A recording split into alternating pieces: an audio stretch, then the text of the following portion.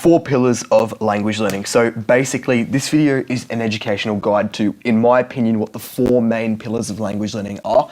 And the 4 pillars are input, repetition, output, and studying. By pillars, I mean like the four tenets, the 4 contributing factors, the 4 things that allow you to make progress in a language. So understanding these kind of 4 factors, these 4 pillars, will definitely boost your language learning progress because you'll understand how to actually make progress in a language, basically. So hit the subscribe button if you like this kind of educational content. And with that said, let's go. So what are the actual 4 pillars of language learning? As I said before, input, repetition, output, and studying are the 4 things that actually make you better in the language you're learning, and we're going to go over all of them. So input is basically consuming content. So reading or listening / watching things in the language you're learning. So for example, books, practice paragraphs, Wikipedia, the news, short stories, etc. are all examples of things you can read. Of course, subtitles as well on any of the things below could also technically be considered reading. And then movies, TV, audiobooks, podcasts, YouTube vlogs, the news, songs, I guess as well, kind of, but they're not as good because the songs are kind of, they can be kind of hard to follow along. But those are examples of things that you'd be listening or watching. So yeah, input is extremely important. Without input, you're not really exposed to new words. And of course, you need to be familiar with reading and listening if you want to become good at a language. The second thing is repetition. And after I've explained all 4 of these things, I'm going to talk about how to actually implement them better to improve your language learning progress.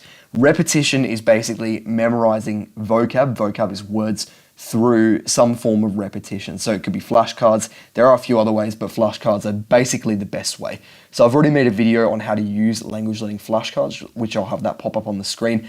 But using flashcards is extremely important for actually learning words. It's one of the best things you can be doing. So yeah, that is repetition. And if you want to check that out after this video, I'd highly recommend you do.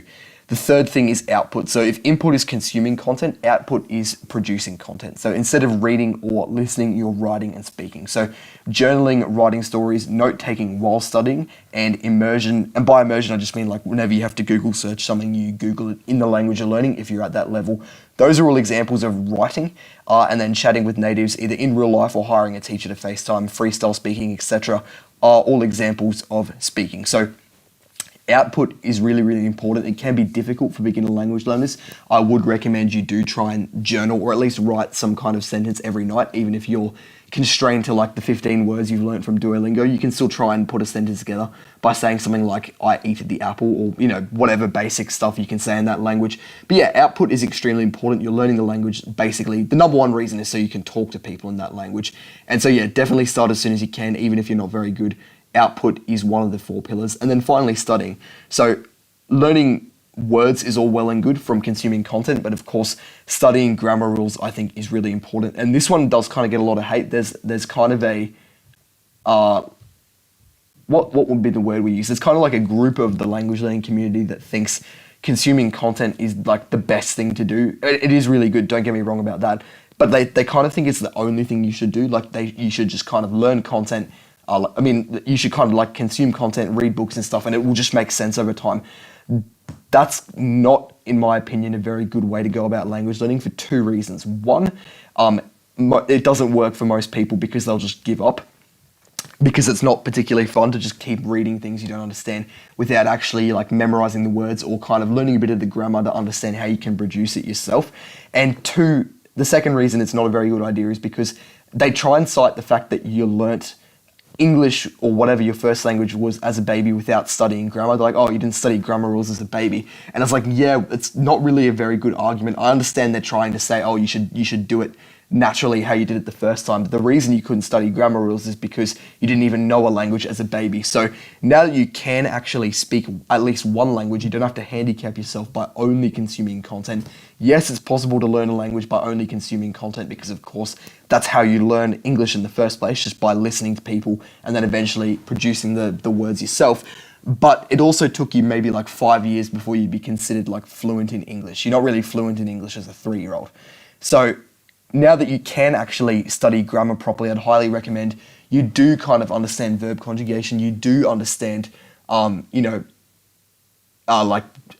depends on the language you're learning. But yeah, studying grammar is extremely important. And by studying, I mean you can watch kind of YouTube videos by native experts in the language. So I've got some examples on the next slide, and reading website guides on this kind of thing as well. So for example, if you're trying to understand verb conjugation or like anything like that in the language, you're trying to understand how using numbers works. If it's a bit complicated, you can watch a guide from a native speaker who also understands it and can teach it to you, or you can read a website guide. That's what I mean by studying, and of course you can take notes as well. So why is understanding this important? The 4 pillars of language learning are kind of like the 4 types of fuel you need to learn a language. So if you drive a car, for example, that is a really weird car and it needs 4 types of fuel, of course you need to put 4 different types of fuel in it, or of course your car isn't going to drive properly. And that's kind of like language learning. If you don't do all 4 of these things, your car will either not drive at all, in that you won't learn the language, or it'll just drive inefficiently, in that, for example, say you never speak or write in the language you're learning. Because you're only doing 3 out of the 4 things, you're not going to be as good as the person who also journals in the language and tries to talk to people even when they're not very good at it. So your car would not be driving as fast as it could be, and you will not be as good of a language learner as you should be. So the actionable steps I'd recommend are try and get input and repetition every single day.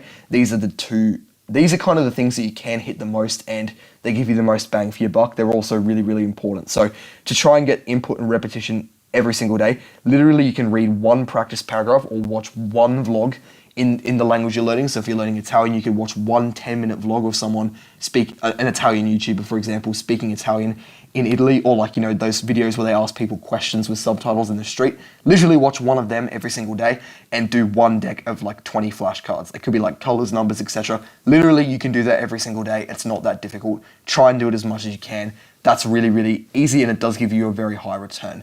I'd also say try and study at least a few times a week. If you're going more than a week without doing anything in the language you're learning, it's not really good, just because you'll forget stuff and you won't make progress as much.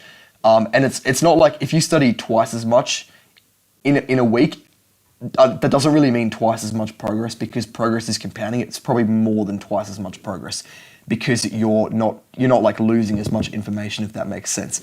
And then journaling is great as well. So by journaling, I already brushed on this, so I won't talk about it too much, but literally just writing a paragraph at the end of each day, or like 2 sentences about your day. If you're not at the level where you can put like sentences that advanced together, you can literally, as I said before, write out garble from the words like you can write, I eat the apple, I speak to the woman, just random sentences with basic words that you understand. And you're also welcome to use Google Translator to figure out how to say stuff if you want when you're journaling. That's also a great way to learn words. And yeah, don't be afraid to speak to people. I actually spoke Italian at my job. 2 customers came in, and I heard them talking about learning Italian, and I learned Italian. It was the first language I taught myself apart from English. And I literally just said, who's learning Italian? And the lady said, I'm learning Italian, but my friend actually speaks it. She's helping me. And I just said, do you speak Italian? What did I say? I think I said, so you can speak Italian. Quindi puoi parlare italiano. And she said, yeah, like in Italian. She said, sì. So that was kind of cool. I talked to her for like 10 seconds and then went back to doing my job. But yeah, I literally just said, I didn't even say it in English. I just said, so you speak Italian in Italian. And like, what's the worst thing that can happen? They just say, no, I don't speak Italian in English. Like, people are so chill. And like, my pronunciation isn't perfect. It was good enough that she could understand what I meant. But yeah, I'm not a native speaker, and I could still do it. So I definitely recommend you don't be afraid to talk to people when you do encounter them. And don't act like you might say, oh, I don't know anyone that speaks the language.